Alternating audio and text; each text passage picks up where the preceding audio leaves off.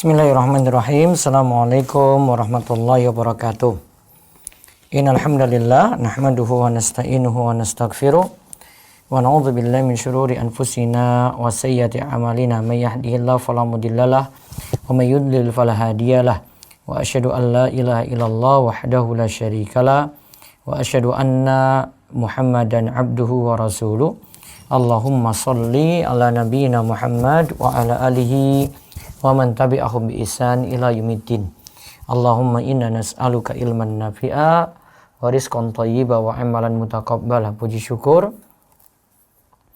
kita panjatkan pada Allah, selawat dan salam semoga tercurah pada Nabi besar kita Muhammad sallallahu alaihi wasallam. Pemirsa sekalian, terutama rekan-rekan muda yang rutin hadir di kajian malam setiap ba'da isya dengan kita membahas tema nikah, di mana kita masih mengambil dari kitab Bulughul Maram karya Imam Ibnu Hajar Al-Asqalani. Insyaallah malam ini kita bahas, ini pertemuan ke-10 kita. Nanti insyaallah ada 2 surprise untuk rekan-rekan muda sekalian. Yang pertama, nanti dari toko Wifi kami biasa menyediakan untuk souvenir buku, berupa buku. Di bulan Agustus ini insya Allah ada diskon untuk buku souvenir tadi.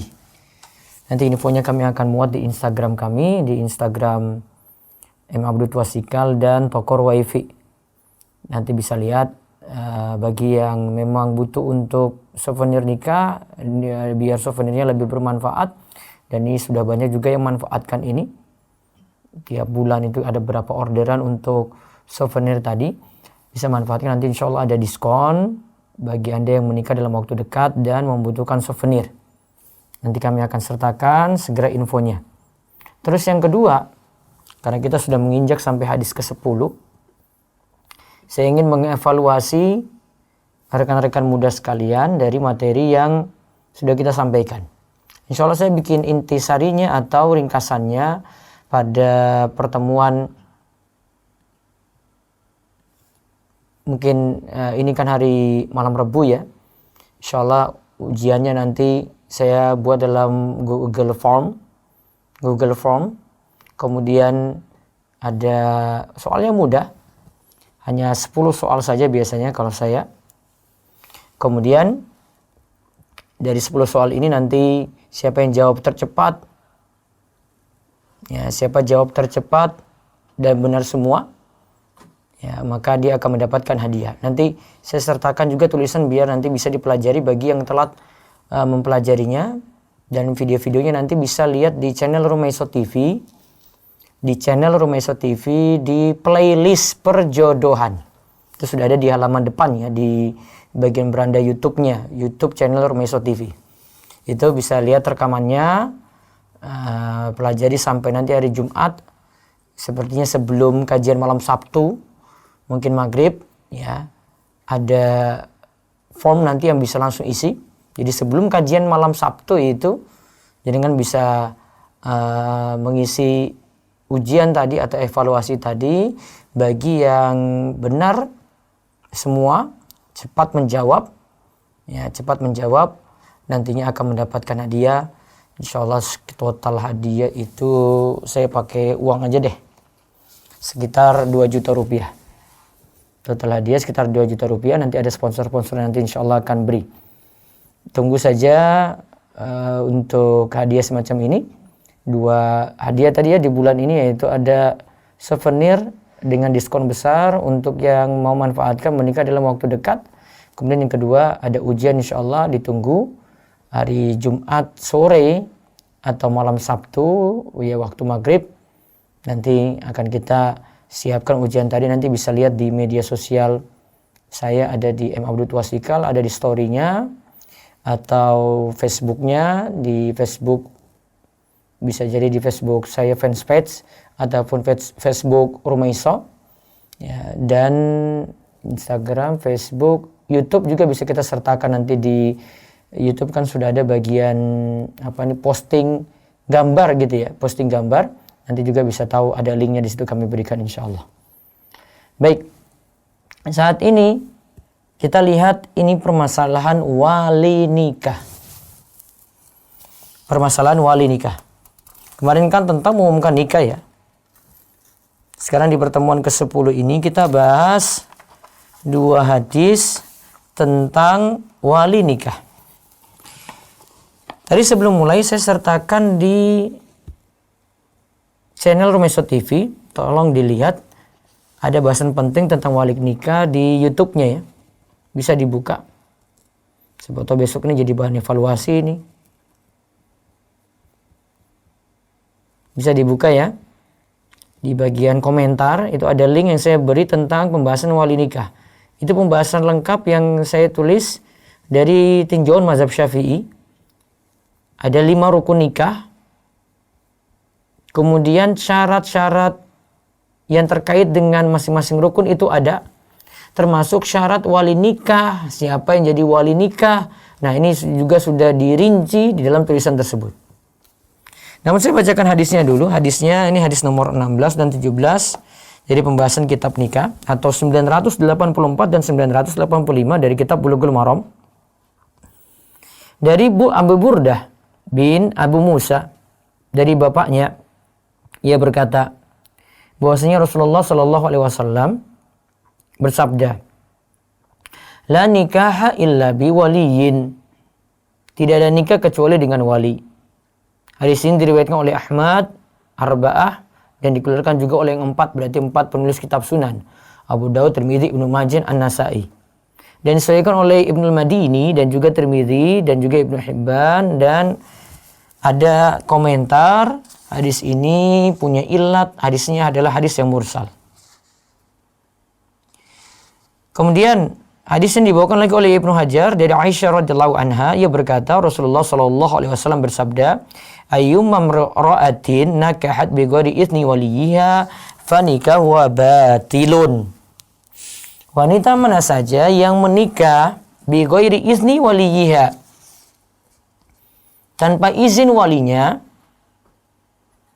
fa nikahuha batilun, maka nikahnya itu batil. Fa in dakhala biha falahal mahru bimastahalla min farjiha fa in istajaru fasultanu waliyu man la waliya lahu. Akhrajul arba'i ila Nasa'i wa Sa'i Abu Awana wa Ibnu Hibban wal Hakim. Dari Aisyah radhiyallahu anha, ia berkata, Rasulullah sallallahu alaihi wasallam bersabda, wanita mana saja yang menikah tanpa izin walinya, maka nikahnya batil. Nikahnya tidak sah.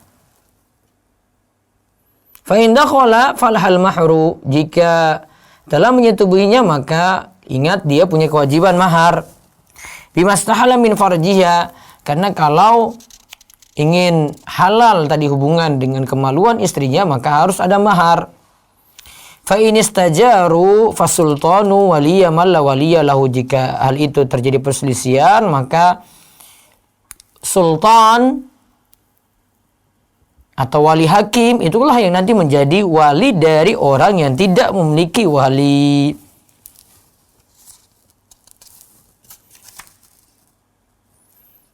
Nah, di sini ada beberapa poin bahasan tentang kritikan terhadap hadis ini. Intinya dia punya syawahid, punya penguat gitu ya.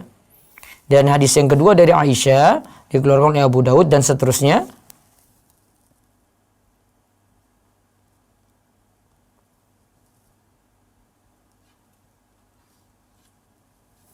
Kesimpulannya kalau kata Tirmidzi, hadis ini hadis yang hasan. Hakim katakan hadis ini sahih sesuai dengan syarat Syaikhain.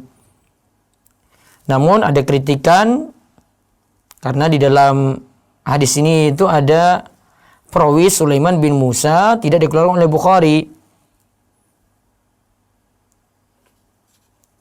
Pokoknya ada kritikan di situ. Yang jelas di sini masih bisa kita amalkan, yaitu tentang perkara la nikah illa biwali, tidak boleh nikah kecuali dengan wali. La nikah di situ berarti penafian. Ini penafian zat.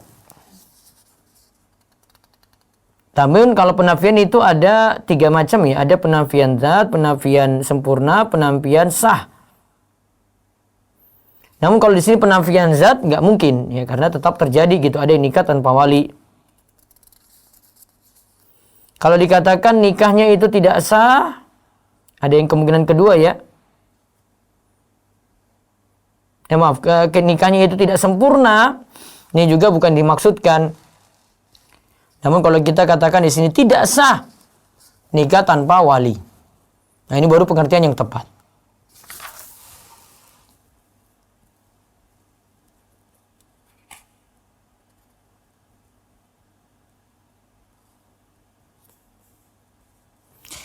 Kesimpulannya hadis ini menunjukkan dalil bahwa nikah tidaklah sah kecuali dengan wali.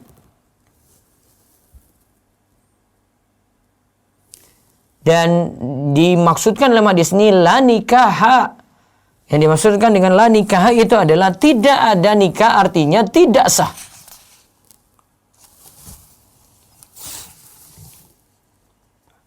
Faedah yang lainnya lagi, apa yang dimaksud dengan wali? Wali itu kata Syekh Abdullah Fauzan adalah kerabat yang punya hak perwalian ketika akad nikah bagi si perempuan. Tentu saja ayah itu yang lebih utama dalam hal ini untuk menikahkan putrinya sendiri. Baru setelah itu ada kakek ketika ayah itu tidak ada dan seterusnya. Dan asobah yang lainnya dari laki-laki. Ingat, dari laki-laki jalurnya. Maka kalau kita lihat dari hadis ini, berarti kesimpulan yang lainnya lagi, wali itu syarat sah nikah. Inilah pendapat jumhur ulama, Malik, Syafi'i, Ahmad.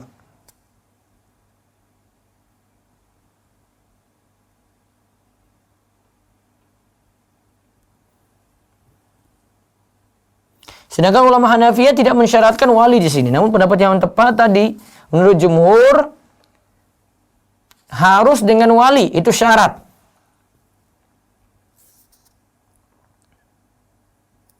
Nah, sekarang saya urutkan wali sebagaimana link yang tadi saya berikan di kolom komentar YouTube. Nanti bisa dilihat ya. Kita rinci di sini untuk urutan wali. Bisa dicek di link. Saya urutkan di sini siapa yang berhak jadi wali ya. Urutannya menjadi wali nikah. Ingat, saya sudah sertakan rujukan di sini Al-Fiqh Al-Haji ala Madhab Asy-Syafi'i. Ini tulisannya Profesor Dr. Mustafa Al-Bogo. Kita lihat dulu urutan wali ya. Ayah. Sekarang urutan wali.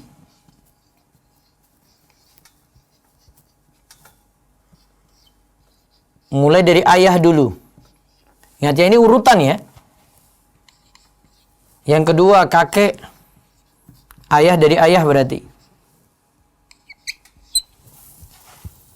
Yang ketiga saudara laki-laki kandung.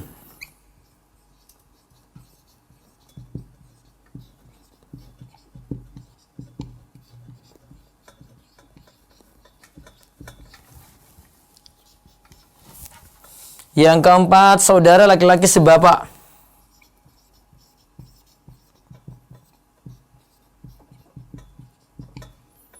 Sebapak. Yang kelima, anak dari saudara laki-laki kandung. Berarti anak dari ini. Yang nomor 3. Berarti keponakan ya. Anak dari saudara laki-laki kandung.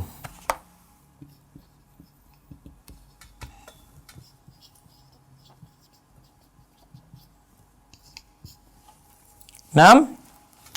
Anak dari saudara laki-laki sebapak berarti ya.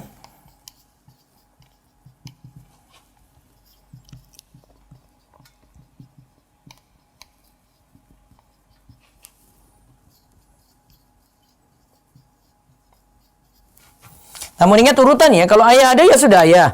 Baru yang kedua, kalau tidak ada ayah kakek, kalau tidak ada itu saudara laki-laki kandung beralih pada saudara laki-laki bapak, beralih pada saudara, anak dari saudara laki-laki kandung, beralih lagi pada anak dari saudara laki-laki sebapak.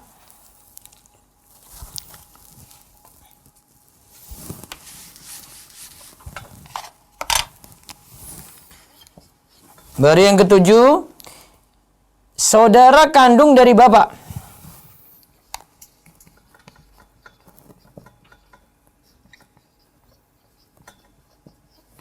Kalau tadi kan saudaranya dia, kalau ini saudara kandung dari bapaknya, berarti paman. Kalau ini keponakan, yang ini paman ya. Kan saudara laki-laki, maaf, anak dari saudara laki-laki. Keponakan ya kan. Kalau ini saudara kandung dari bapak.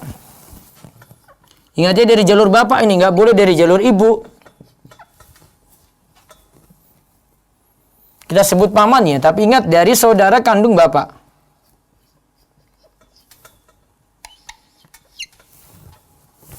Baru ada saudara sebapak dari bapak. Berarti paman juga namun saudara sebapak. Saudara sebapak dari bapak.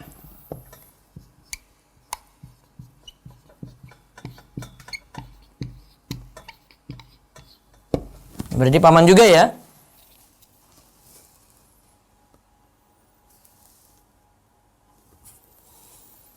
Baru yang ke-9, sekarang anaknya dari nomor 7 dan nomor 8 ini. 9 dan 10 ya. Berarti sepupunya ini.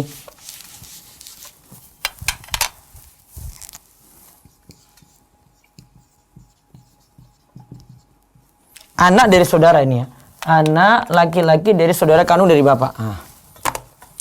Anak laki-laki dari saudara kandung dari bapak. Ini sepupu berarti. Terus yang ke-10, anak dari ini nomor 8. Anak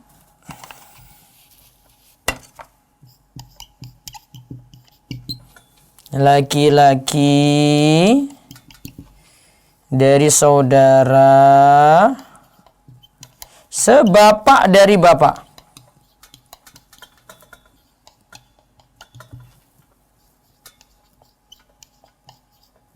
Ingat ya, ini sepupu juga.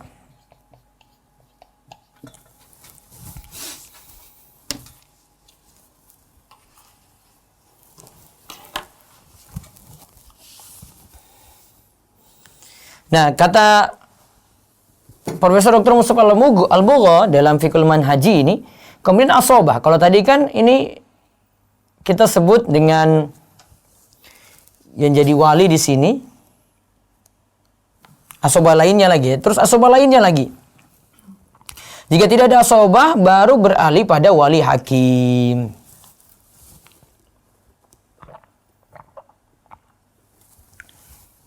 Jika tidak ada asobah, baru beralih pada wali hakim.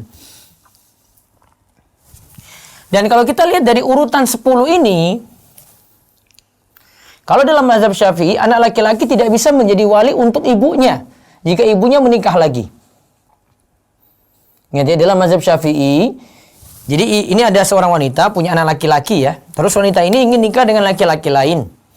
Maka anak laki-lakinya ini tidak bisa jadi wali untuk dia. Soalnya apa? Kata Imam Nawawi, yang berhak menjadi wali wanita adalah bapak, kakek, ke atas.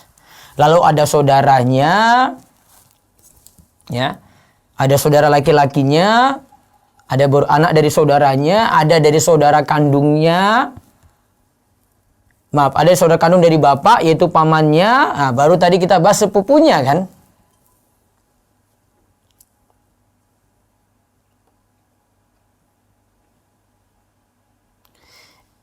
Anak laki-laki ini tidaklah menjadi wali. Gampangannya gini pemahamannya. Karena statusnya kan sebagai anak. Anak itu kan dari pernikahan dia dengan laki-laki sebelumnya, baru ada anak itu kan. Ada anak tersebut.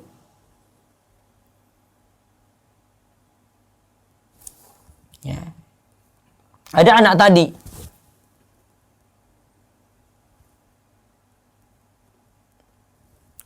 Kalau anak itu belum ada, ya, kalau tidak terjadi pernikahan sebelumnya, berarti kan anak itu belum ada. Maka anak ini tidak bisa dijadikan wali. Itu menurut mazhab Syafi'i.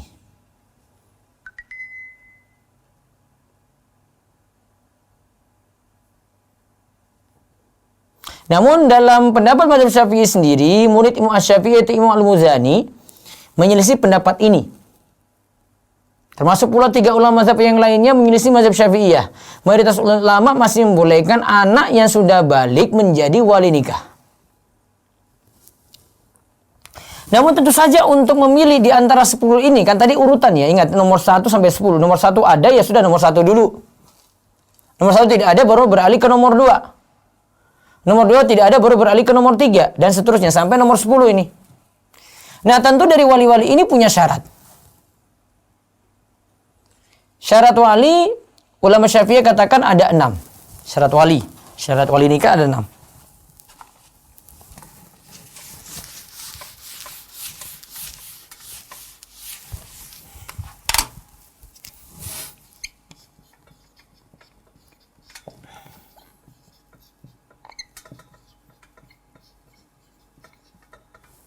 Ada 6 ya. 1, Islam.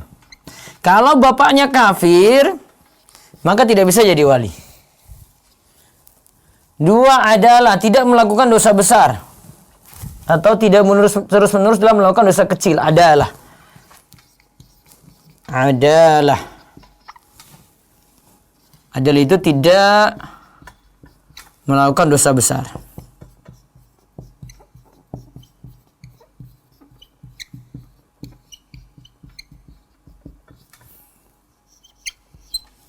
Tiga, balik.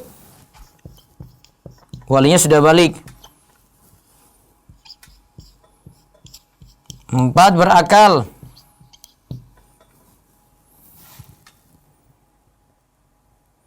5, selamat dari penyakit yang membuatnya sulit berpikir seperti pikun. Bahasa ringkasnya tidak pikun gitu ya. Berarti kalau bapaknya maaf sudah pikun, tidak lagi dijadikan wali. Yang keenam, bukan sedang berihram saat haji atau umroh.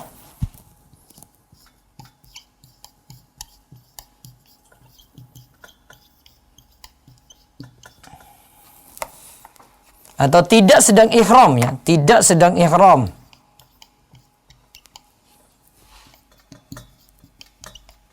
Oke. Nah, Islam adalah balik, berakal, tidak pikun, tidak sedang ihram. Karena orang yang sedang ihram tidak boleh menikahkan. Tidak boleh menikahkan yang lainnya.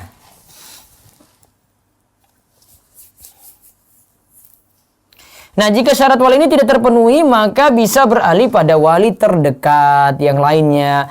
Ayah tidak memenuhi itu, maka beralih pada kakek gitu. Kakek tidak memenuhi itu, beralih pada saudara. Saudara tidak memenuhi, beralih kepada keponakan. Keponakan tidak terpenuhi, tadi beralih kepada paman. Paman tidak terpenuhi, beralih kepada sepupu.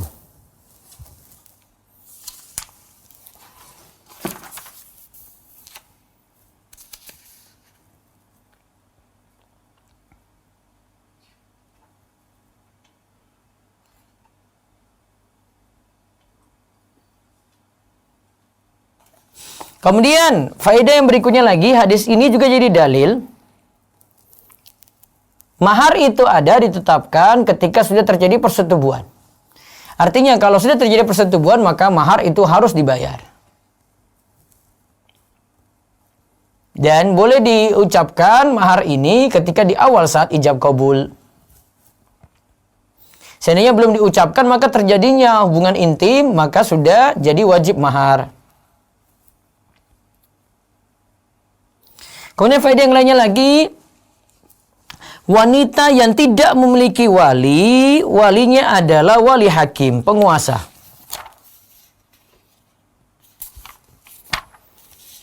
Ya, walinya itu adalah wali hakim atau penguasa.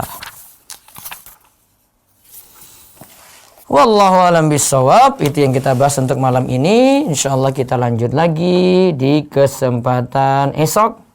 Dengan pembahasan, ya, kita masih bahas tentang nikah ini besok, menikahi gadis ataukah janda. Ya, menikahi apa? Gadis ataukah janda. Baik, selanjutnya kami buka sesi tanya jawab mulai dari Zoom dulu. Monggo, silakan.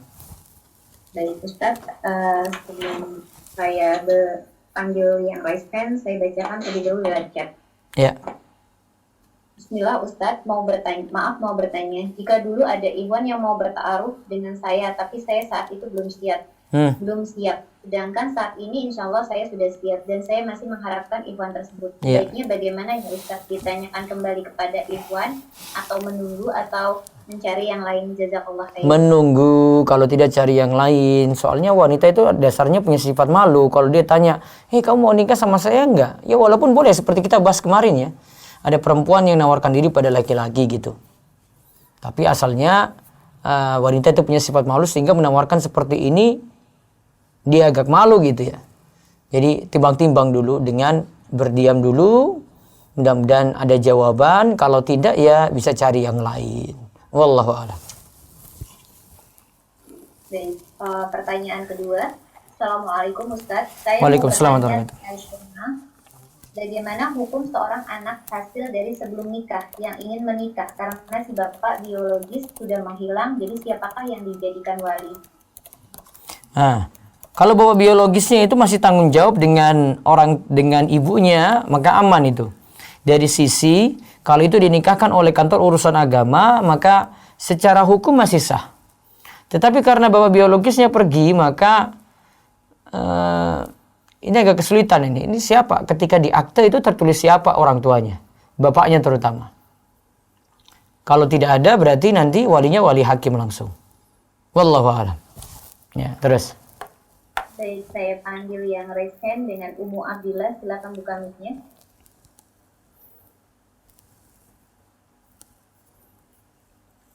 Umu Abdillah. Halo. Ya. Halo, assalamualaikum. Waalaikumsalam warahmatullahi wabarakatuh. Silakan. Ustadz, ada tanya, kan orang tua Ana sudah berpisah sudah lama. Terus ya Ana berada di luar kota. Terus ibu Ana sudah menentang sekali kalau ayah Ana yang jadi wali nikah. Bagaimana itu Ustadz? Karena sudah bercerai, sudah tidak mau lagi baku bertemu. Itu coba nanti selesaikan ini dengan KUA aja deh kalau mau nikah. Kayak bagaimana Ustaz itu? Iya, nanti KUA yang ngurus wali itu.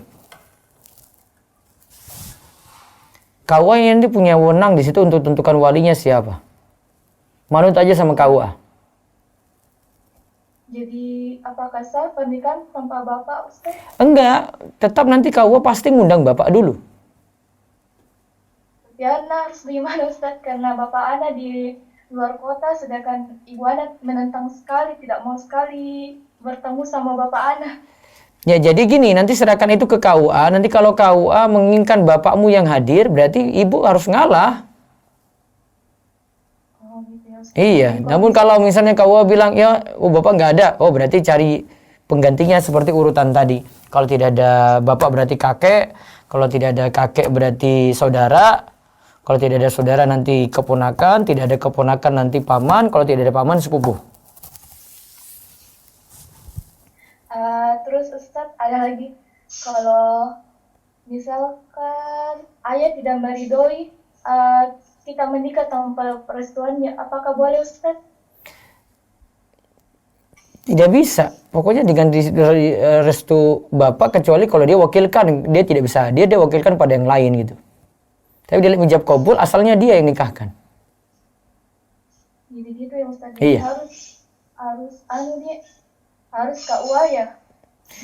Kalau tidak ada wali dari bapak, maka nanti urusan KUA akan tentukan. KUA itu punya urutan kayak tadi yang saya sebutkan 10 tadi. Itu tuh KUA urutannya kayak gitu. Nah Ustaz, jadi kalau misalkan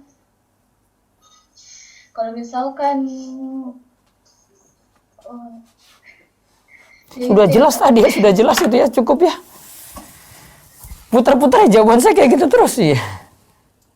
Baik Ustadz. Oh iya, cukup ya, Taib. Baik Ustadz, untuk yang raise hand selanjutnya ada Putri Clara, silakan buka mic-nya. Iya. Halo, Assalamualaikum warahmatullahi wabarakatuh. Waalaikumsalam warahmatullahi wabarakatuh, silakan. Saya ingin bertanya, Ana sedang mendalami manhaj salaf ya Ustaz. Iya. Kan Ana ingin membangun rumah tangga di atas sunnah. Tapi qadarullah ikhwan yang melamar Ana menolak dengan bermanhaj salaf. Ana takut saat sudah berumah tangga nanti kami berbeda pendapat. Apa yang harus Ana lakukan? Taib. Sudah hadiri kajian saya enggak yang ini? Temanya beda manhaj itu. Jodoh beda manhaj. Sudah. Jawabannya kayaknya sudah tertera di situ. Tapi ini Ustaz, kami udah menentukan tanggal pernikahan. Awalnya dulu kenal dia bagaimana? Kenalnya sih ini Ustaz, lewat teman. Terus Berlanjut di WhatsApp Ustaz. Terus pas ketemu itu berapa hari kemudian langsung diajak ke rumah orang tuanya dia. Iya. Habis itu di hari itu juga kami ke rumah si Ikhwan ini ke rumah Ana juga Ustaz. Jadi pas di satu hari itu saling ketemu orang tua gitu. Jadi udah silaturahmi gitu Ustaz. Nah, ya sudah, kalau ya soalnya saya mau suruh batalnya juga agak berat ya. Sudah lanjut aja deh. Terus satu lagi Ustaz mau nanya. Ini kan syarat wali kan harus tidak kafir ya Ustaz. Berarti kalau tidak kafir itu harus misalnya meninggalkan sholat itu apa udah kafir Ustaz? Kalau menurut mazhab Syafi'i dan itu yang jadi pegangan kebanyakan ulama ya. Pegangan kebanyakan ulama tidak kafir. Dan itu yang diterapkan itu di KUA tidak pandang sholat atau tidak. Yang penting dia KTP wali tadi itu Islam. Maka itu yang dijadikan wali. KUA tidak beri syarat itu sholat atau tidak. Namun KUA beri syarat wali tadi itu yang penting Muslim. Kita bicarakan hukum kayak gitu ya sudah berarti sah. Paham ya? Baik. Ya baik cukup. Saya beralih dulu ke telepon langsung ada?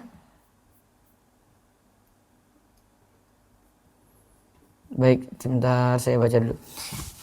Dari Dinaria. Ya, ada itu. Angkat.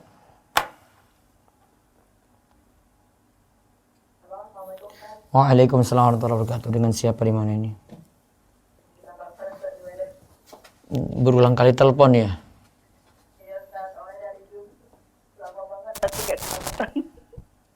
Terus sudah dapat jodoh belum kamu? Ini izin bertanya, ada titipan pertanyaan dari teman. Temennya temen itu dia ta'arufan udah setahun, terus katanya mau nikah. Lama sekali ta'aruf, apa itu sampai setahun kayak gitu? Makanya Ustaz, Anda juga heran kok lama amat ta'aruf kok. Terus? Tahun gitu. Terus ikhwannya qadarullah katanya ada keganjenan gitu sama akhwat lain.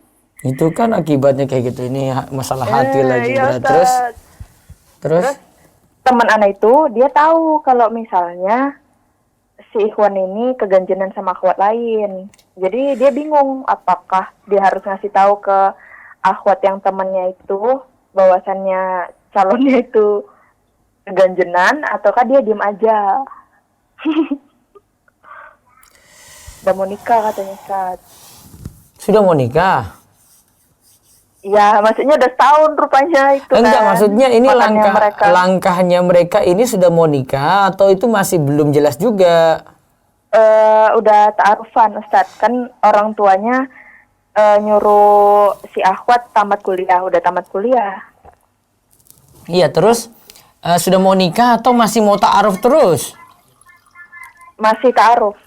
Sampai kapan? Sampai kiamat nanti itu? Jadi gimana Ustaz, dikasih tahu aja keburukan dia main api sama apa lagi? Disuruh tanggung jawab lah Iwan ini kok mata jelalatan terus tuh itu. Iya Ustaz, ada juga udah bilang sih, aduh kasihan kali ya kuatnya itu. Tapi pun dia juga udah main hati Ustaz, udah keburu-buru main hati ya kuat yang udah tahu taruh. Awat ini mau lanjut nggak sama si Ikhwan? Mau Ustaz, mau lanjut. Dia nggak tahu posisi kalau Ikhwan ini main dengan apa lain. Terus? Apakah dikasih Tahu aja atau dibiarin aja Ustaz? Coba dikasih tahu saya nggak apa-apa. Kasih tahu aja Ustaz, Iya. nggak apa. Heeh. Nah Ustaz, Gitu ya? iya Ustaz, jazakallah khair. Wa iyyakum, Allah barik fiik. Baik. Assalamualaikum. Waalaikumsalam warahmatullahi wabarakatuh. Baik. Ntar di YouTube lagi. Wait.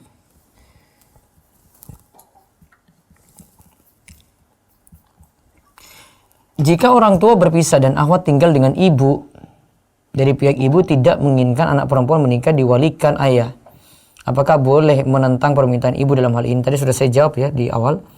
Ustadz, anak ingin mencarikan jodoh untuk adik ipar anak. Adik ipar anak perempuan. Ya, dia tidak pernah pacaran, usia 29 tahun, anak rumahan. Sudah mengenal sunnah. Ini dibantu seperti ini karena bagi dia itu sulit, karena dia itu anak rumahan, pendiam gitu ya. Ya, baik. Assalamualaikum. Waalaikumsalam. Ya, silakan. Dengan siapa di mana? Dengan hamba Allah. Ya, monggo. Halo, Assalamualaikum Ustaz. Ya, waalaikumsalam warahmatullahi wabarakatuh. Ya, silakan. Ustaz, saya mau bertanya. Iya. Kan gini kan Ustaz, saya kan di keluarga ibu sekarang ini kan anak angkat. Terus. Posisi saya anak angkat. Tapi mereka, keluarga saya sekarang itu belum memberitahukan kepada saya kalau bahwasanya saya itu anak angkat gitu Ustaz. Terus kamu tahu dari mana kalau kamu anak angkat? Saya waktu saya kecil itu saya suka bongkar-bongkar almari Ustaz. Kira-kira saya umur 10 tahun gitu Ustaz. Terus saya, ya anak kecil Ustaz, saya baca-baca terus di situ kayak ada apa gitu Ustaz, pengangkatan anak gitu Ustaz. Tapi saya diam aja Ustaz, saya tidak berani berkata. Terus saya cuma diam aja Ustaz. Terus pada tahun 2006 itu orang tua angkat saya meninggal, bapak saya meninggal. Bapak angkat meninggal? Iya. Terus? Terus orang tua kandung saya datang ke rumah. Terus mereka bilang gini, kira-kira setelah 2 hari setelah bapak saya meninggal, mari itu telepon kakak kamu. Oh iya, terus saya telepon kakak saya, terus ya buat ngomong-ngomong biasa gitu Ustaz, bicara biasa. Terus gimana kabar ibu saya tuh tanya gimana kabar kamu, baik. Tapi mereka tuh tidak bicara kalau sebenarnya itu saya itu anaknya dia, anak yang asli gitu Ustaz. Terus itu seandainya saya nikah itu walinya tuh bagaimana Ustaz? Sedangkan orang tua kandung saya dua-duanya sudah meninggal. Berarti saudaramu, saudara kandungmu. Saudara saya. Tapi orang tua saya yang angkat itu tidak memberitahu hal itu sampai sekarang. Mereka itu, saya sudah tahu sebenarnya saya itu anak angkat dia, tapi mereka tuh diam aja gitu loh Ustaz. Berarti kamu yang bongkar nanti, karena mereka tidak boleh jadi wali. Oh, oke. Mereka tidak bisa jadi wali itu. Ya, terus seandainya saya berbicara dengan, sekarang kan posisi saya kan saya cuma tinggal berdua sama ibu saya Ustaz. Dengan ibu angkat? Bagaimana? Iya. Terus? Bagaimana cara saya kayak sebenarnya saya tuh anaknya siapa? Apakah saya itu anak kandung apa anak angkat daripada ibu gitu? Bagaimana Ustaz? Supaya mereka takutnya kalau saya waktu bilang gitu Ustaz ya, mereka kayak sakit hati atau gimana, itu kan manusia Ustaz.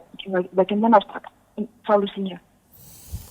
Beritahu gimana ya, strateginya mungkin pelan-pelan ya, tanpa sengaja gitu. Soalnya kan namanya juga apalagi kan orang tua perempuan Ustaz. Kan selama ini kan saya kan bisa setelah bapak saya meninggal kan saya jadi tulang punggung gitu loh Ustaz. Dan apa tuh namanya mereka tuh mengangkat tuh dari sepupunya bapak saya gitu Ustaz. Masih ada hubungan darahnya. Maksudnya itu kayak kakek saya tuh punya adik, anaknya adik itu bapak saya kandung Ustaz. Sepupuan Dan ya semua dari saya itu- saudara bapak ya, dari saudara kakek saudara ya. saya itu tidak, iya. Dan semua saudara saya yang dari bapak maupun dari ibu itu tidak pernah bilang kepada saya gitu Ustaz. Coba beritahu Mereka pelan-pelan saja. merahasiakan. Enggak, ini nanti masalahnya di pernikahan nanti. Sehingga harus diberitahu dari sekarang ini, harus ada yang beritahu. Entah dari orang tua kandungmu atau saudara kandungmu. Ya, kalau bisa orang lain dulu, jangan kamu langsung. Oh, masalahnya saya pun juga tidak berkomunikasi dengan saudara kandung saya Ustaz. Iya, beritahu ke mereka, ada bukti, terus nanti mereka yang beritahu kepada orang tua angkatmu. Oh gitu Ustaz. Apakah Iya. gini Ustaz? Kayak saya kan dekat dengan kayak tante saya gitu, adiknya bapak Bisa saya. juga, bisa. Angkat. Cari orang yang lebih dekat seperti itu. Iya, terus apakah saya tanya langsung gitu bagaimana Ustaz? Bisa juga. Saya tanya, apakah saya ini anak kandung apa anak angkat gitu Ustaz? Bisa. Kalau mereka menjawab kamu tuh anak kandung gitu, padahal Ya, jelas-jelas makanya itu tunjukkan buktimu yang kamu lihat dulu waktu kecil. saya sudah nggak ngerti Ustaz. Soalnya saya kan waktu setelah bapak saya meninggal, saya pindah rumah gitu. Ya, kalau gitu Dari tanyakan saja. kota ke desa. Kalau gitu tanyakan saja. Ya, sedangkan Prosedurnya kakak kamu saya tuh ngatur gitu. Kalau prosedurnya kamu yang ngatur, saya nggak bisa ngatur kalau kayak begini. Kamu yang lebih paham keluargamu sendiri, lebih paham saudaramu, lebih paham bagaimana cara ngomong gitu. Saya kan cuma memberikan solusi, tetap beritahu gitu. Masalah prosedur nanti bisa diatur. Kalau tanya prosedur ke saya serba bingung kalau tanya prosedur gitu. Karena saya tidak masuk dalam lingkup keluargamu gitu. Saya kan nggak tahu mana keluargamu yang dekat siapa, terus kakakmu keadaannya gimana. Kan kamu yang tahu semuanya. Iya. Saran saya Saya cuma tidak beritahu. ada- Jadi simple kayak gitu ya. Maksudnya saya jawab sederhana gini, biar cukup gitu. Sudah. Oh, gitu Ustaz ya. Iya. Terus Ustaz, masalah nasab, saya kan sering dengar masalah nasab di kajian-kajian Ustaz Salaf gitu Ustaz. Iya. Bahwa anak angkat itu tidak dibinasakan kepada bapak angkatnya. Dan awal itu melaknat gitu Ustaz. Ya nggak boleh. Iya.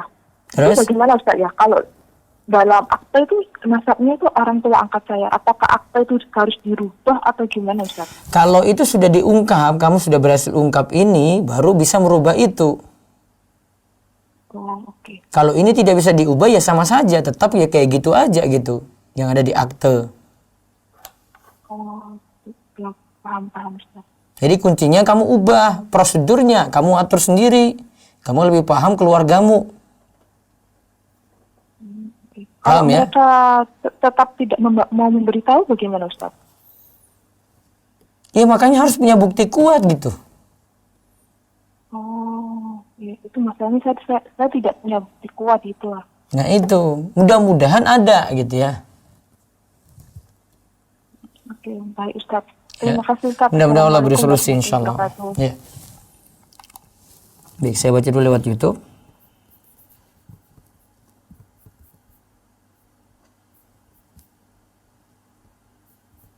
Ya. Jika orang terus ditahan dulu telepon ya, nggak boleh masuk dulu ya, sebentar.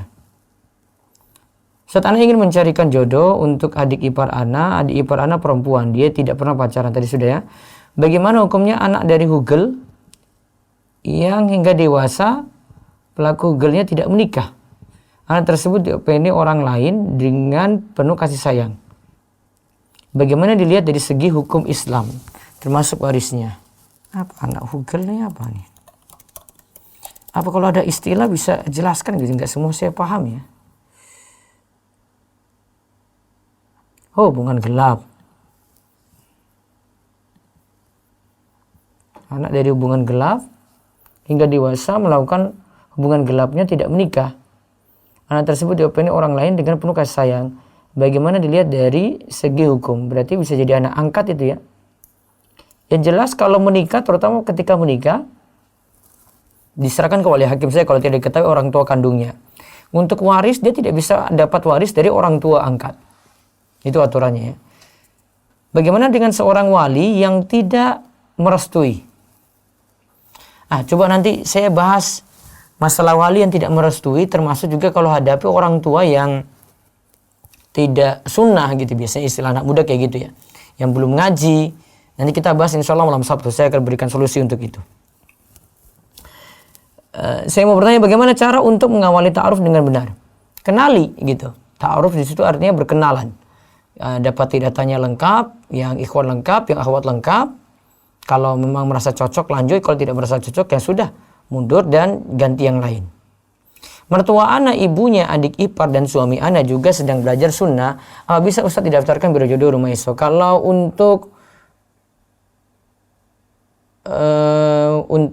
perempuan yang putri kita belum terima dulu karena stoknya terlalu banyak. Kalau untuk yang putra baru nanti kami terima.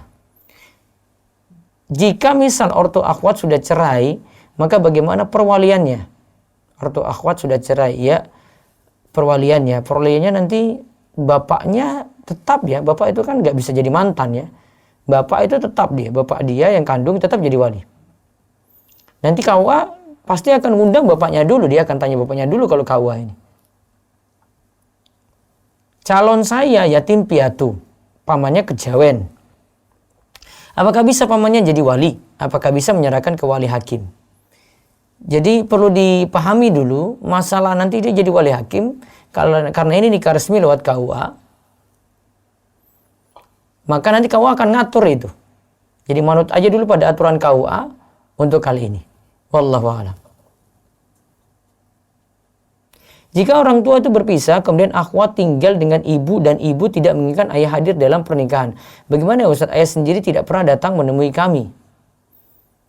Kalau KUA misalnya memanggil ayahnya dan ayahnya itu tidak hadir, ya sudah berarti beralih ke saudaranya untuk jadi wali. Kalau tidak ada saudara, berarti nanti ke keponakan. Kalau tidak ada keponakan, berarti ke paman. Kalau tidak ada ke paman, baru sepupu.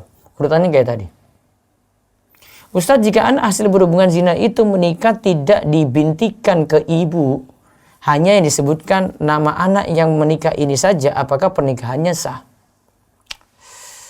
Kapan-kapan saya bahas ini juga ini ya.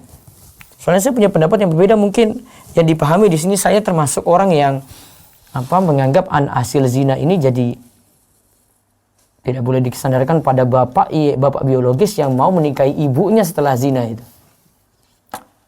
Saya punya pembahasan ini. Kemudian saya bikin bahasan sendiri saja deh. Biar ini terbuka pemahamannya, dia jadi tahu tentang itu. Pernah saya ada beberapa pertanyaan masuk lewat channel Rumah TV juga, pernah saya jawab langsung.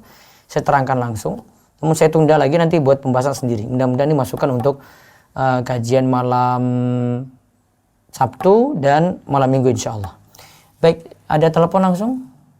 Angkat dulu baru kita beralih ke Zoom. Ya.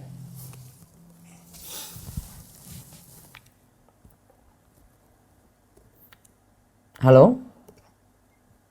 Halo, Assalamualaikum Ustadz. Waalaikumsalam warahmatullahi wabarakatuh, silakan. Ya, Ustadz, jadi kan anak baru lulus S1, tapi ingin segera menikah. Nah, tapi anak bingung Ustadz, karena kan ada yang bilang kalau mau segera menikah itu jangan rewel dan harus menurunkan standar. Nah, tapi ada juga yang bilang... Sudah dapat jodoh belum ini? Nah, ya, anak sedang berta'aruf Ustadz. Nah, tapi dia bilang juga kan jangan menurunkan standar, hanya karena ingin segera menikah gitu.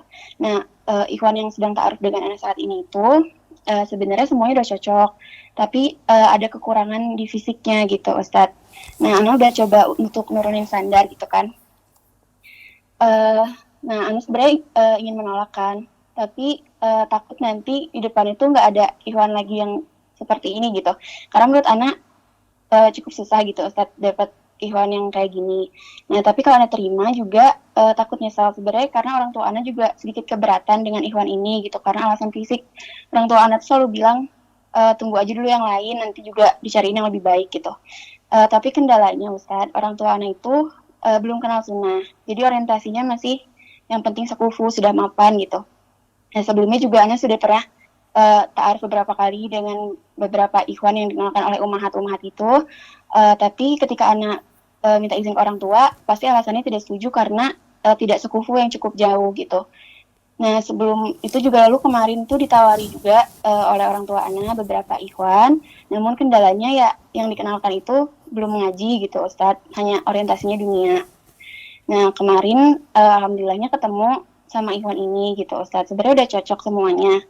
Tapi kendalanya di fisik itu ya, jadi keluarga sama orang tua, terutama orang tua sih kurang setuju gitu. Nah, Ana bingung gitu Ustadz, apakah tunggu dulu aja nggak usah buru-buru nikah atau harus menurunkan standar gitu. Tapi takutnya kalau ditolak atau tunda-tunda takut jadi susah nikah gitu. Nah, apakah ini tuh was-was syaiton gitu? Karena kan Ana juga baru lulus ya sebenarnya, tapi udah pengen nikah gitu. Nah, harusnya gimana kita sikap yang tepat Ustadz? Baik. Dia keistimewaannya apa sehingga kamu mau memperjuangkan dan bertentangan dengan orang tua? Itu aja kunci pertanyaannya. Iya ya. Sebenarnya karena orang tua aku tuh kan pengennya yang udah mapan atau sekufu gitu Ustadz. Dan udah beberapa kali dikenalkan sama Umah tuh sangat susah gitu Ustadz nyari yang udah ngaji dan sekufu lah gitu kurang lebihnya. Terus? Sebenarnya hanya itu. Nah, tapi kan alhamdulillahnya dapat, tapi ternyata kendalanya di fisik gitu, Ustadz. Sisi agamanya bagus. Gimana, Ustadz? Bagus. Agamanya bagus, sudah ngaji udah lama, hafiz juga gitu, alhamdulillah 30. Terus, aduh maaf. Maksudnya gini, saya tanya seperti tadi itu, jadi keunggulan dia ini itu yang diberitahu ke orang tua. Sudah, Ustadz. Ya dilobi-lobi lagi. Berarti nggak apa-apa ya Ustadz maju aja? Iya. Ya, ya udah. Tapi nanti urusan orang tua kurang setuju, nggak sampai durhaka kan ya Ustadz? Tetap kamu harus lobby karena nggak bisa kawin lari. Terus kalau orang tua nggak setuju gimana coba? Mau nikah aja gitu? Nggak bisa kan, tetap harus cari keriduan orang tua juga. Misalnya mau ngelobi gitu Ustadz, misalnya agamanya sama-sama baik antara yang kurang fisik sama yang kurang harta, mending mana Ustadz? Yang kurang fisik ini kamu jangan tonjolkan, kamu tonjolkan yang punya yang kelebihannya tadi yang kamu sebut-sebut. Iya sudah Ustadz, tapi pas nazar kan orang tua kurang ini gitu. Ya lebihkan lagi, kamu tinggal lobby, ngomong. Oh iya, berarti mending yang kurang fisik ya Ustadz? Iya. Oh iya, daripada yang kurang harta.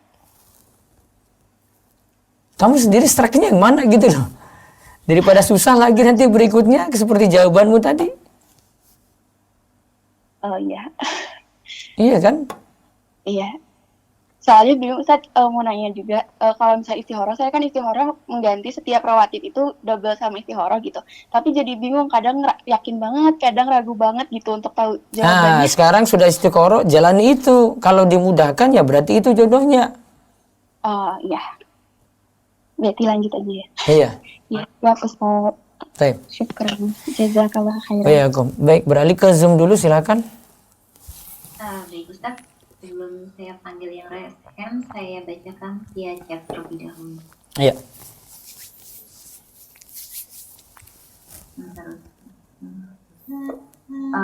Bismillah, Assalamualaikum Ustadz. Ustadz Ana namanya Aryani dari Bekasi yang waktu hari Senin sudah mendapat ACC dari Ustadz untuk dibantu ta'aruf di Biro Jodoh Rumah Itu. Iya. Anak sudah chat ya, namun sampai saat ini belum dibalas. Ustadz masih checklist 1. Apakah Bunda ganti nomor dan Ana harus hubungi Bunda ke nomor yang mana? Nomor itu, tapi ya mungkin pesannya banyak. Kalau dari hari Senin ya, Senin itu masih hari tasyrik. Dia masih buat rendang itu kayaknya. Jadi agak repot mungkin dari Senin. Dia baru ngurus-ngurus tuh kayaknya beliau ini hari apa nih? Rebu ya? Malam Rebu ya? Berarti mudah-mudahan besok dia balas ya, nanti saya ingatkan lagi. Baik, terus. Bismillah, Afwan Ustadz izin bertanya, mewakili teman Ana. Teman Ana lahir 4 bulan setelah tanggal yang ada pada buku nikah orang tuanya. Bagaimana ya Ustadz? Karena pernah dengar bahwa anak yang lahir karena hubungan di luar nikah meskipun orang tuanya menikah, ayahnya tidak bisa menjadi wali nikahnya. Pertanyaannya, bagaimana cara menjelaskan orang tua jika demikian? Mohon sarannya Ustaz. Malam Sabtu deh saya bahas atau enggak malam Minggu ya. Kayaknya harus dijelaskan detail deh. Sebenarnya kalau saya jawab sekarang nanti saya jawab separuh-separuh ini. Saya pengen ada penjelasan detail. Nanti judulnya ayahku ternyata tidak bisa jadi wali karena zina gitu. Nanti kita bahas, insya Allah. Nah, masih pertanyaan lewat chat. Ya. Ustadz izin bertanya, anak laki-laki hasil di luar nikah ketika ijab kabul memakai nasab siapa Ustadz? Karena biasanya di dalam ijab kabul disebutkan nasabnya oleh bapak penghulu. Jazakallah khairan. Sesuai nama bapak biologis yang tertera di aktenya. Nah ini nanti bahasan ini kayaknya saya harus bahas sendiri nih pekan ini nih. Karena banyak pertanyaan keluar terus. Ya terus. Nah itu saya lanjut untuk yang raise hand ada Tio Imanullah, silakan buka mic-nya. Assalamualaikum warahmatullahi wabarakatuh. Ya waalaikumsalam warahmatullahi wabarakatuh. Silakan. Ya, Ustadz, saya hendak melamar seorang perempuan, Ustadz.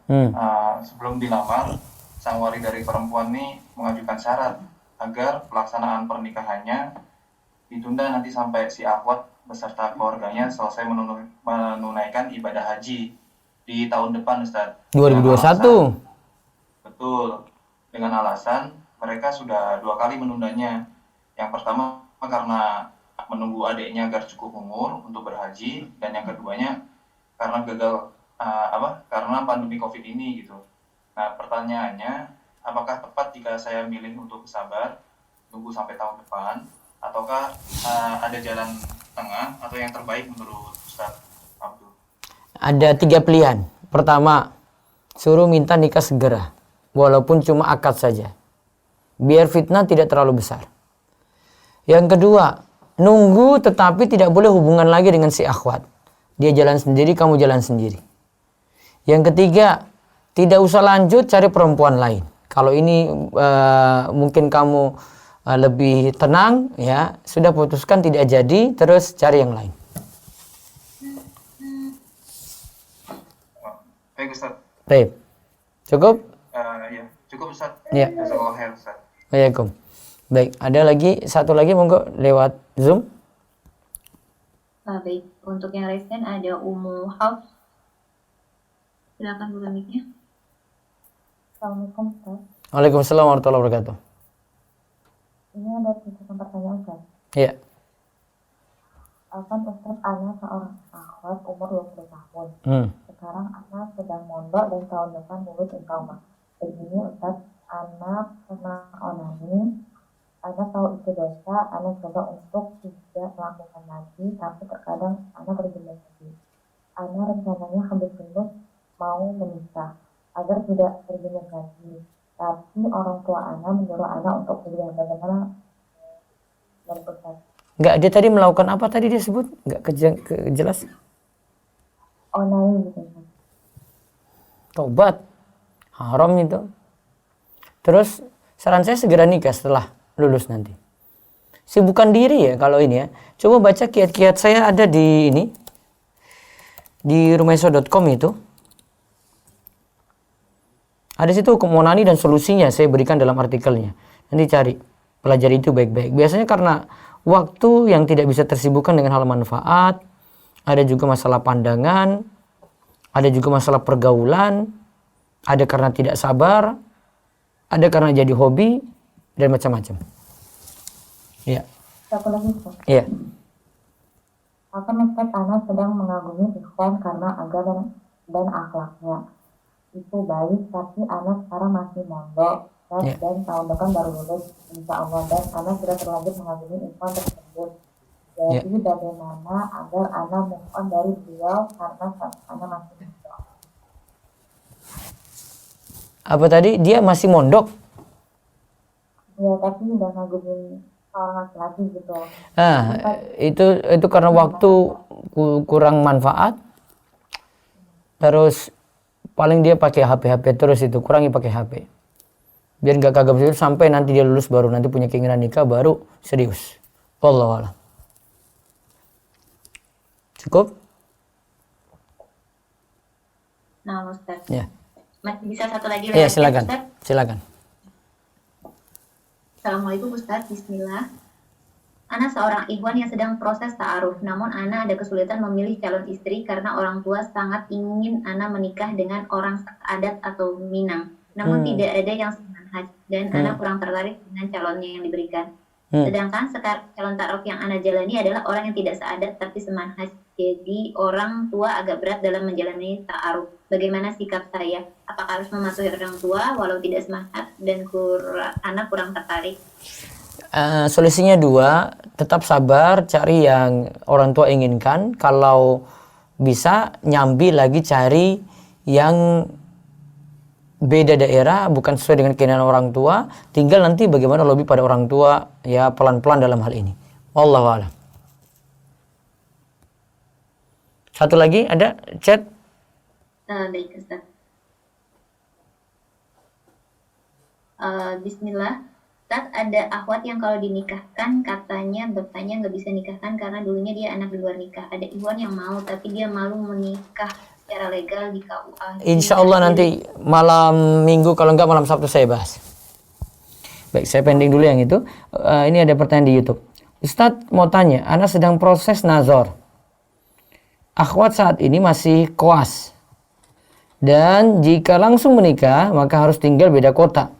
Baru selesai awal tahun. Lebih baik menunggu atau lanjut nikah ya Ustadz? Tergantung dia mau nggak nikahnya segera gitu. Kalau mau ya alhamdulillah, berarti kamu nanti nikahnya LDR. Namun kalau masih mau tunggu, kamu kuat apa tidak? Gitu ya, itu jawabannya. Ustadz, Ana mau tanya, Ana mau nikah dengan akhwat namun ia tidak tahu keberadaan ayahnya dan keluarganya. Dan ayahnya ini masih dalam keadaan non muslim. Apakah boleh nikah dengan wali hakim? Nah, ini laporkan ini kalau mau nikah pada KUA. Nanti KUA akan tentukan siapa walinya. Ustadz mau tanya, boleh nggak nikah turun ranjang? Apa ini nikah turun ranjang istilahnya?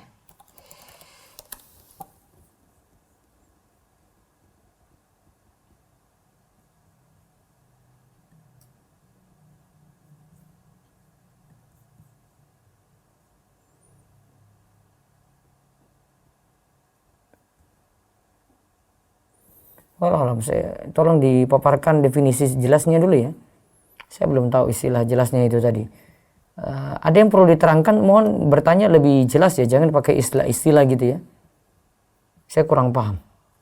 Takut saya salah nanggapi sehingga salah beri jawaban.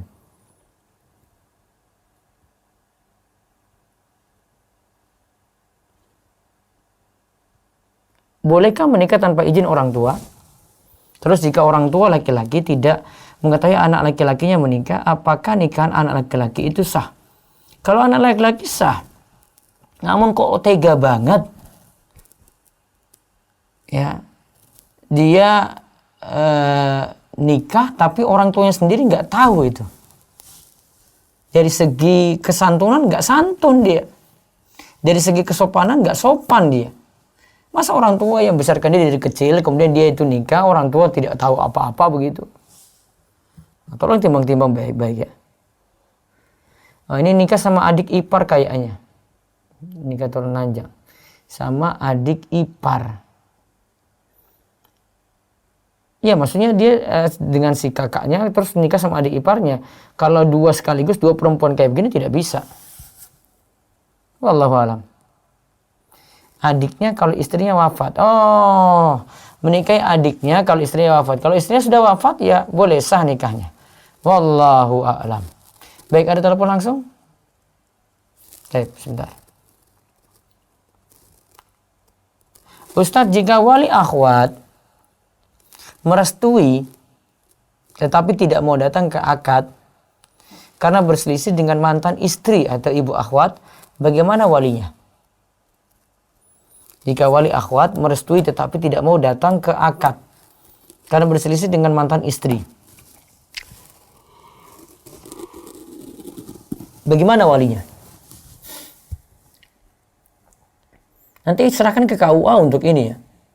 KUA kalau panggil berarti nanti dia tetap nikah dengan walinya, tapi mungkin di KUA gitu. Habis itu nanti acara resepsinya wali ini tidak hadir,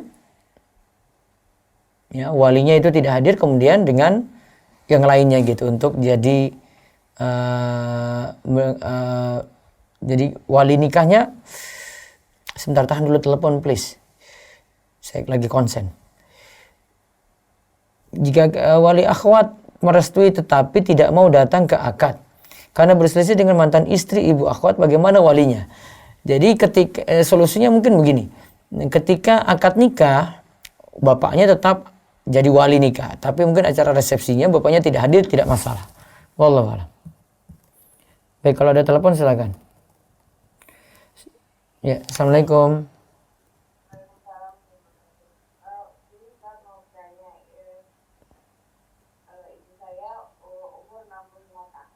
Iya.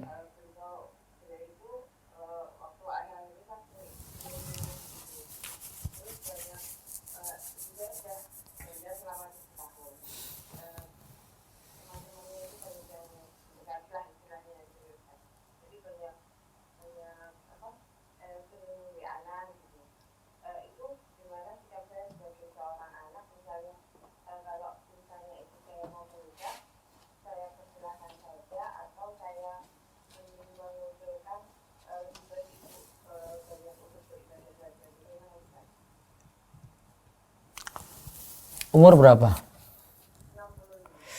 Ada sudah suruh ini aja lah, perbanyak ibu. Gayanya.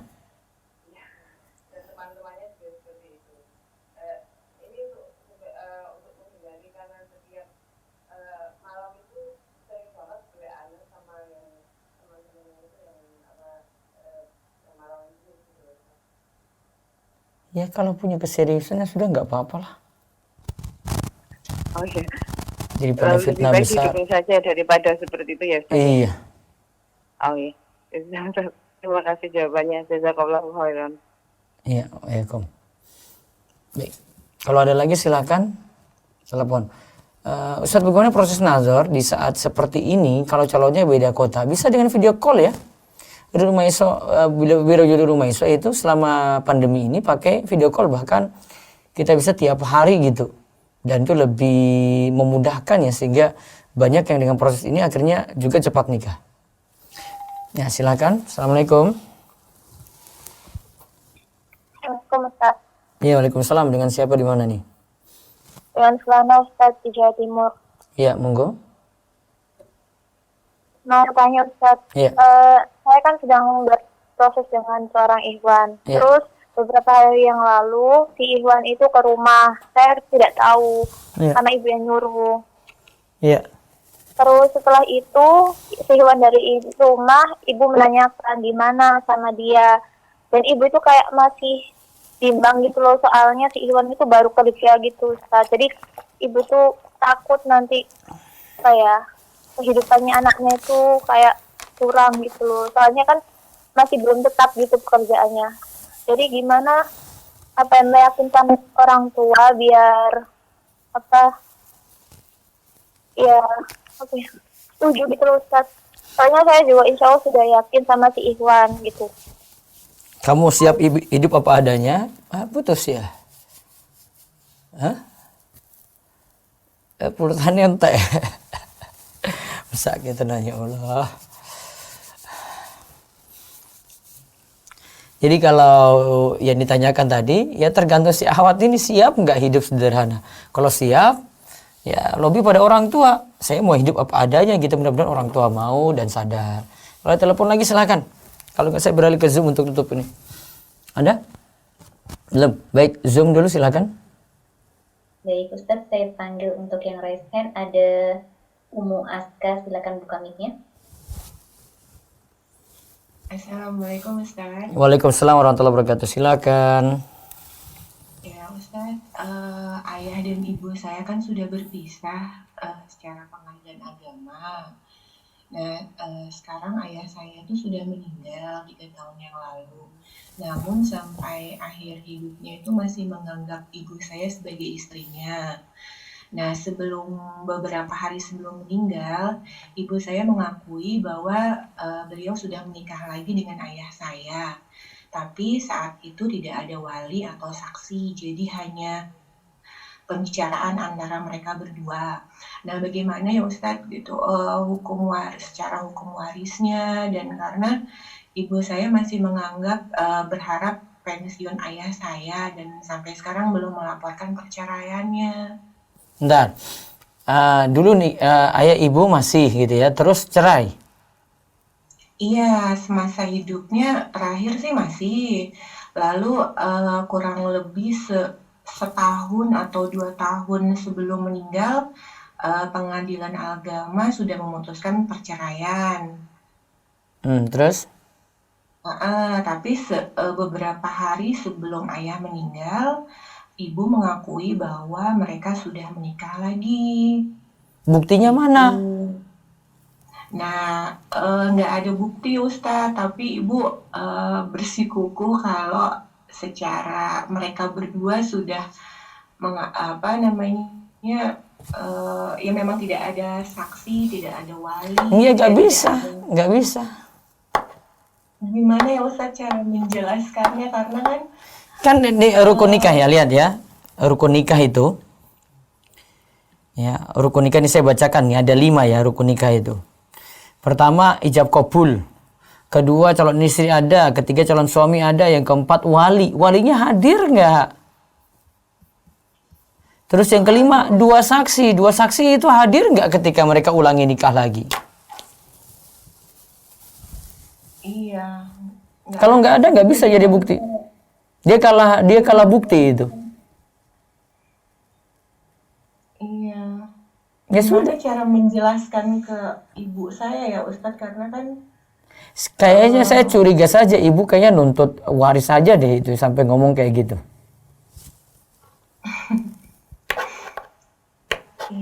iya. Lalu gimana ya Ustadz, karena kan saya takut tersinggung juga gitu kan kalau Coba nggak dari anak yang beritahu, dari paman, dari saudaranya gitu. sudah Ustadz gitu, bahkan dari pihak papa gitu, dari pihak kakak papa sudah membicarakannya, tapi karena mama tetap bersikukuh jadi kami berusaha. Ya sudah, semampunya aja deh, semampunya saja. Saya nggak ada solusi lain. Iya Ustaz. Baik. Syukran Ustaz. Baik.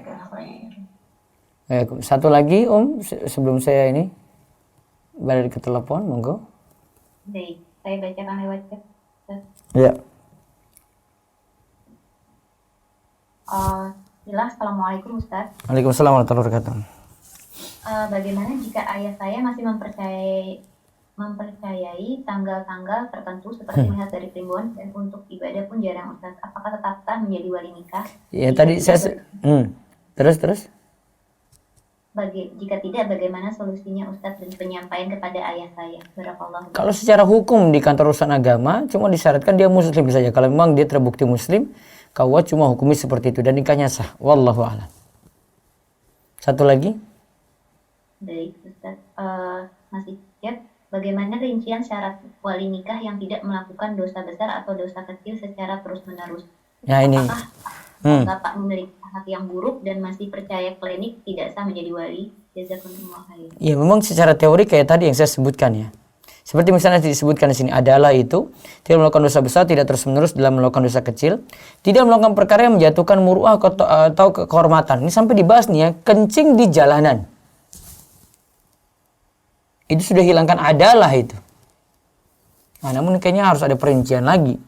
Soalnya kalau di pertimbangan KUA mereka tidak perhatikan ini gitu. Berarti syarat adalah ini tidak terlalu urgen dibandingkan dengan syarat keislaman tadi. Karena KUA cuma tahu itu Islam sudah, akhlak baik sudah, jadi wali gitu. Prakteknya seperti itu. Wallahu a'lam. Satu lagi ada? Untuk yang resen ada Mbak Anissa, silakan buka mic-nya. Ya. Baik, Assalamualaikum Ustaz. Waalaikumsalam warahmatullahi wabarakatuh. Silakan. Anak Ahwat, usia 23 tahun. Ana merasa sudah wajib menikah sejak usia 17 tahun karena saat itu Ana sudah mulai merasa takut bermaksiat dan takut menjadi fitnah. Namun qadarullah sampai sekarang belum menemukan jodoh, Ustaz. Namun di sosial media Ana sejak usia 17 tahun sampai sekarang tuh jadi Ana sering memposting postingan dari media sunnah tentang menikah. sehingga teman-teman atau keluarga itu sering ngatain kebelet nikah gitu Ustaz. Jadi sampai sekarang terkenal kesannya seperti itu.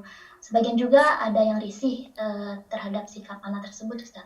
Jadi apakah sikap Ana selama ini tuh berdosa Ustaz, bagaimana penjelasan? Jadi tetap sampaikan saja, komentar kayak gitu wajar-wajar saja.